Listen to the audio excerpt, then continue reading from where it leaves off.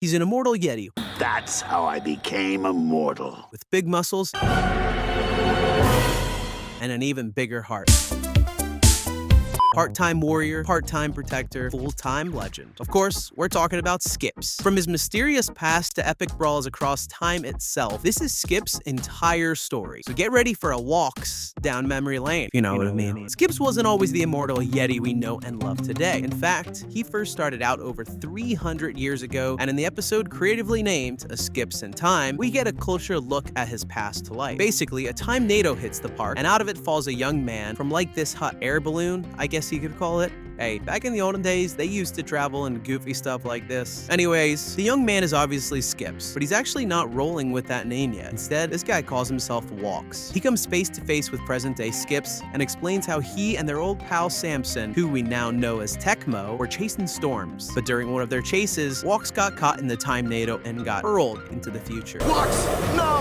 You are a novice! You are a novice! A jump through time creates a dangerous paradox. If Walks stays in the present, Skips will start aging rapidly and eventually die. Not so immortal anymore, are you, buddy? The park crew realizes they've got to fix things fast, so they team up and race after the time NATO in Tecmo's high-tech storm-chasing car, determined to get Walks back to his rightful place in 18th century England. And they just managed to send him back to the past in time. Hurry! As soon as Walks disappears into the past, Skips snaps back to his usual self. We're not quite done with Walks though, as the episode Skips story is a biggie that I want to cover. This time through, he's not on hot air balloons, instead he's in school. We also see him being a bit more like the Skips we know as he clashes with the school bully, Clorgbane. The school he goes to, Bennett High, has loads of pupils, each of which Walks has some sort of connection to, but there's a certain someone who catches his eye more than most, Mona. The two hit it off, and Mona quickly becomes Walks' girlfriend, and she seems to be great for him. She teaches him patience, compassion, and carpentry. No, really, they love doing woodwork together. Wait, that sounds a little weird now that I think about it. But when prom night rolls around, Walks is caught between a rock and a hard place, spending the evening with Mona, or face off against Clorgbane once and for all. He chooses love, stepping onto the dance floor with Mona, but Clorgbane crashes the prom and a fight breaks out between him and Skips, which sadly causes this. Devastated and furious, Walks taps into the mystical power of the Fists of Justice, which are a sacred gift from the school's immortal council. And he harnesses this power to take down Clorgbane, launching him into the stratosphere. Years later, the Guardians of Eternal Youth appear thanks to his best friend, Gary, introducing them, and they offer Walks a heartbreaking deal. Since no mortal can ever truly destroy Clorgbane, they grant him eternal life so he can rise up every 157 years and fight again. Walks accepts, knowing it means outliving everyone he loves. Then the Guardians ask him what name he'd like to go by, as immortals kinda need a new name to keep things fresh. And Walks remembers all the good times he had with Mona, including when they used to skip. So, just like that, the name Skips is born. I'm happy that I know Skip's background lore, but like, that's so sad. I can't believe he has to live with that forever. Before we get to the next stage of Skip's story, why don't you give that subscribe button a little click so you never miss a recap of your favorite shows or characters. With Eternity as his only friend left, Skips decides he's gonna spend most of his life as the park's sworn protector, not just against Clorgbane, but against anything. And that brings us up to the events in the present-day regular show. The next episode I want to focus on is Free Cake, where Mordecai and Rigby are planning a surprise birthday for Skips. When they stumble upon something strange, they find Skips alone in the woods, performing a mysterious spirit dance under the moonlight. Sounds like some kind of weird Aztec ritual.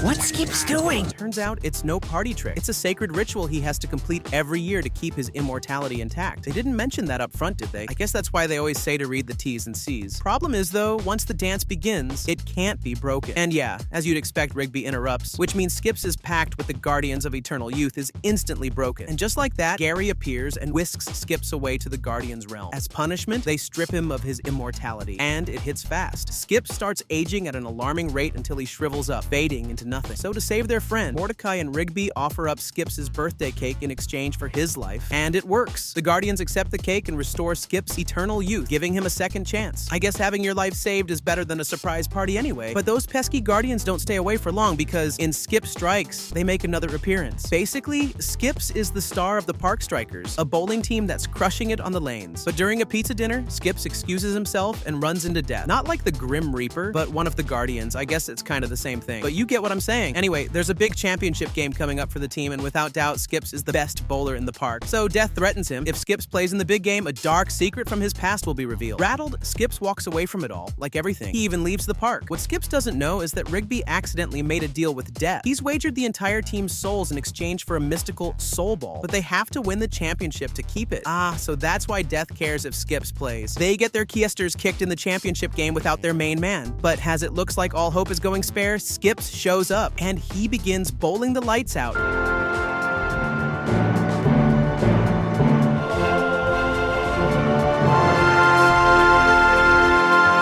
Winning the game almost single-handedly. The Park Strikers win and Death backs down. By the way, that secret Death was gonna share to everyone was that Skips was called Walks. Hardly groundbreaking, I know. I told you that 5 minutes ago. Then, in Fists of Justice, the Guardians summon Skips and hand him the legendary Fists of Justice, the only weapon strong enough to stop Clorgbane's return. Back at the park, Mordecai and Rigby are covering Skips' chores when Clorgbane reappears after 157 years, ready to unleash chaos, and Skips steps up to face him. But there's a problem. Skips had crushed his hands in an earlier accident. And now, every punch he throws brings him unbearable pain. He can't land a hit without hurting himself, and Clorgbane takes full advantage. Desperate, Mordecai goes to and begs the Guardians for a chance to help. At first, they refuse, but when one Guardian bravely jumps into the fight and is instantly vaporized by Clorgbane, the others finally give in. With no time to lose, Skips coaches Mordecai and Rigby on how to use the fists, which work like game controllers, and together, they power up and strike back. The final blow sends Clorgbane hurtling into space, screaming that he'll return, but for now, the park is safe. I'll be back!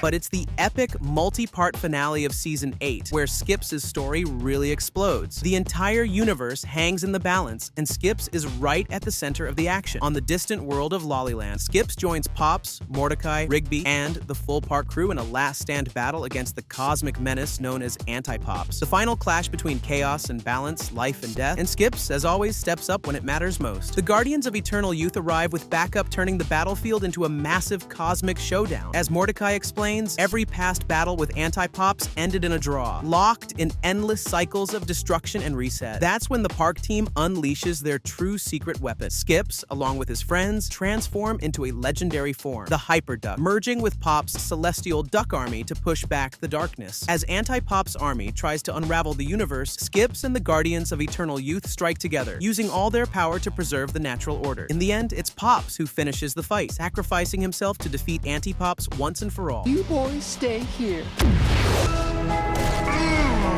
You and I together, brother. Guess this is it. Reality is saved, the park is restored, and the universe breathes again. But the battle leaves its mark, especially on Skips, who's fought through centuries for moments just like this. Flash forward 25 years, and we see the park crew older, changed, and moved on. Mordecai becomes an artist, Rigby raises a family, Benson still runs the park. But Skips remains, he is an immortal, not like he's gonna age a ton, although he does now sport a pair of jorts. I guess Skips has done what Skips does best, serve and protect. The guy has waited hundreds of years for a showdown like that. Not even Clorgbane could have stood toe-to-toe with Anti-Pops like Skips. I hope you've enjoyed looking back through Skips' story. I know I have. Let me know down below what your favorite Skips moment is. And, as usual, let me know who you'd like me to cover next. But for now, I'll catch you all next time.